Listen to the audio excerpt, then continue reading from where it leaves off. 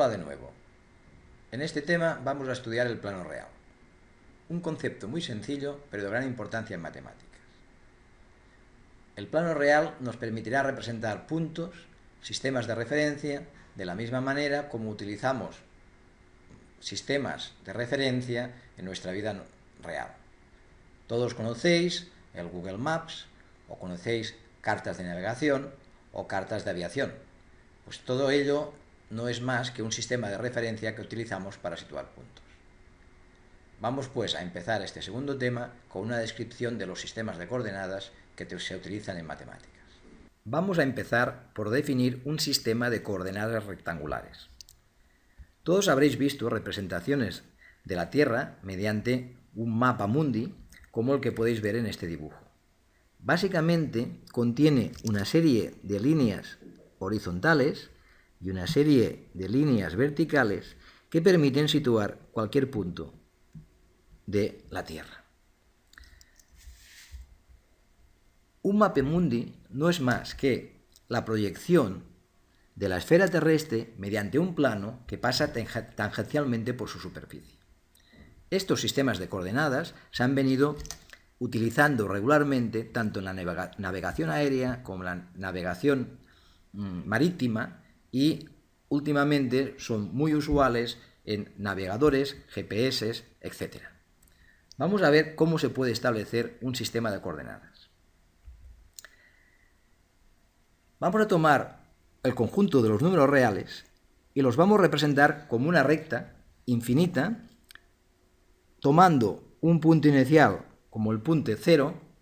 A la derecha, a intervalos regulares, indicaremos los puntos 1, 2, 3 y así sucesivamente, y a la izquierda indicaremos los puntos menos 1, menos 2, menos 3 y menos 4. A continuación, vamos a añadir otra recta vertical y que se corta con la recta anterior en el punto 0. De esta manera tendremos dos rectas, de manera que hacia la derecha tendremos los puntos 1, 2, 3 y 4, hacia la izquierda los puntos menos 1, menos 2, menos 3 y menos 4, hacia arriba 1, 2, 3, 4 y así sucesivamente, y hacia abajo menos 1, menos 2, menos 3, menos 4 y así sucesivamente. Mediante estas dos rectas que se cortan perpendicularmente podemos establecer un sistema de referencia.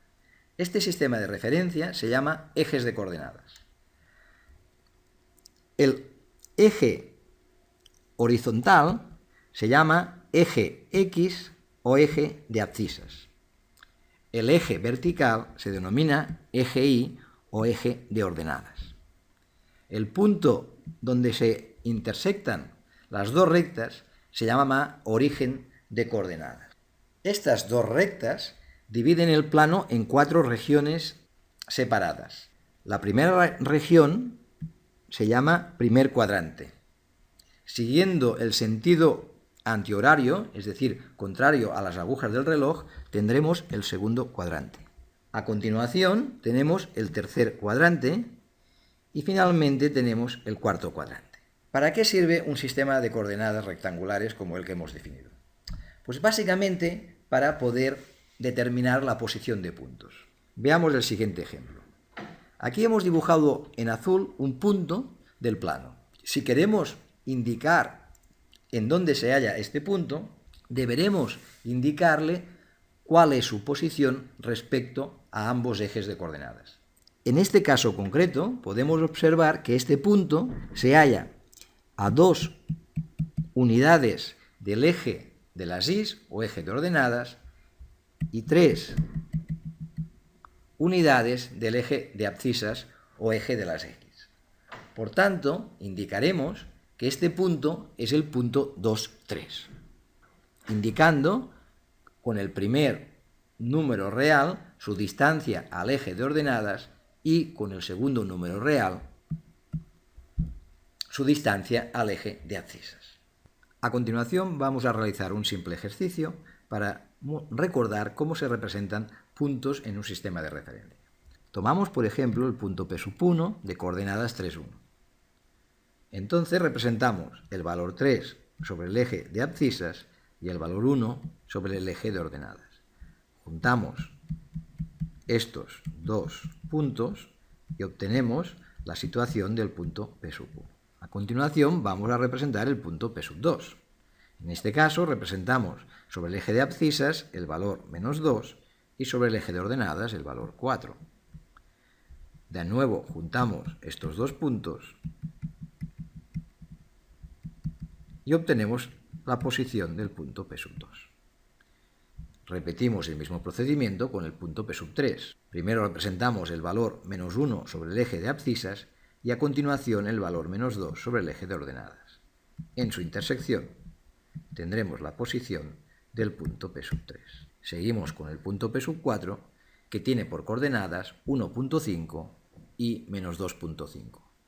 Representamos sobre el eje de abscisas el punto 1.5 y sobre el eje de ordenadas el punto menos 2.5. Juntamos estos dos puntos y obtendremos la posición del punto P4.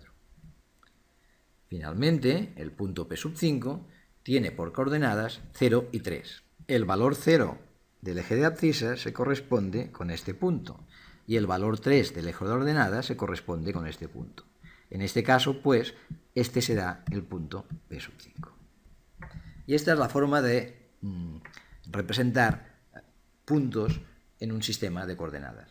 Observemos que el punto P1 está en el primer cuadrante, el punto P2 está en el segundo cuadrante, el punto P3 está en el tercer cuadrante y el punto P4 está en el cuarto cuadrante. Situado un punto en el plano, por ejemplo el punto P23, cada punto viene terminado por dos números reales, en este caso el número 2 y el número 3. El primer valor, el número 2, se llama la abscisa del punto. Y el segundo valor, en este caso el valor 3, se llama la ordenada del punto.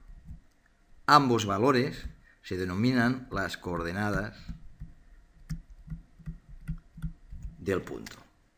A continuación, vamos a establecer una correspondencia entre puntos del plano y pares de números reales. Definimos el conjunto R super 2, también definido como R por R, como el conjunto de pares de números reales. Es decir, estará formado por todos aquellos conjuntos, todo aquel conjunto de pares de números reales. Por ejemplo, el par 2, 3, no confundir con el número decimal 2.3, o por ejemplo, el par menos raíz de 2 menos 1, o el par pi menos 4. Cualquier par de números reales lo podemos ver como un punto del plano. Por ejemplo, el par 2, 3 lo podemos ver como el punto de coordenadas 2, 3. Y, inversamente, el punto de coordenadas 2, 3 forma un par de números reales. Asimismo, el par menos raíz de 2 menos 1 lo podemos ver como el punto Q del plano de coordenadas menos raíz de 2 menos 1. Y, de la misma manera, el par de números reales pi menos 4 lo podemos interpretar como el punto del plano pi menos 4. Y, recíprocamente, dado el punto del plano R de coordenadas pi menos 4, lo podemos ver como un par de números reales. Por tanto, podemos concluir que existe una correspondencia entre puntos del plano y pares de números reales. A cada punto del plano le corresponden dos coordenadas, que a su vez es un par de números reales. Y cada par de números reales lo podemos interpretar como las coordenadas de un punto del plano. Algunos puntos del plano merecen una especial atención. Son esos puntos que están situados sobre los ejes de coordenadas. En este dibujo podemos ver unos ejemplos. El primero de ellos está formado por todos aquellos puntos que se encuentran sobre el eje de abscisas. Por ejemplo, en este caso está señalado el punto que se halla a distancia 2 del origen de coordenadas. Este punto tiene por coordenadas 2, 0. Otro punto que está en el eje de abscisas es el punto que corresponde a la abscisa menos 3 y sus coordenadas se corresponden con el par de números menos 3, 0. De manera parecida tenemos los puntos que se hallan sobre el eje de ordenadas. Por ejemplo, este punto que se halla en la ordenada -4 y se corresponde con el par de números reales 0, -4. Asimismo, el último punto que se halla sobre el eje de ordenadas es el punto de ordenada 1 que se corresponde con el par de números reales 0, 1. Especial atención merece el punto que se halla a la vez sobre ambos ejes de ordenadas. Este es el punto origen de ordenadas y tiene por coordenadas el par de números reales 0, 0. Por tanto, debemos recordar que cuando queremos situar un punto que se halla sobre los ejes de coordenadas, aunque corresponda a una sola abscisa o a una sola ordenada, siempre estará representado por un par de números reales. Todos los puntos que se hallan sobre el eje de abscisas tienen un par de números reales que se corresponden a un valor de abscisa y 0 de valor de ordenada, mientras que todos los puntos que se hallan sobre el eje de ordenadas tienen un valor 0 de abscisa y un valor distinto de 0 de ordenada, excepto, como hemos indicado anteriormente, el origen, que ambas coordenadas son ceros.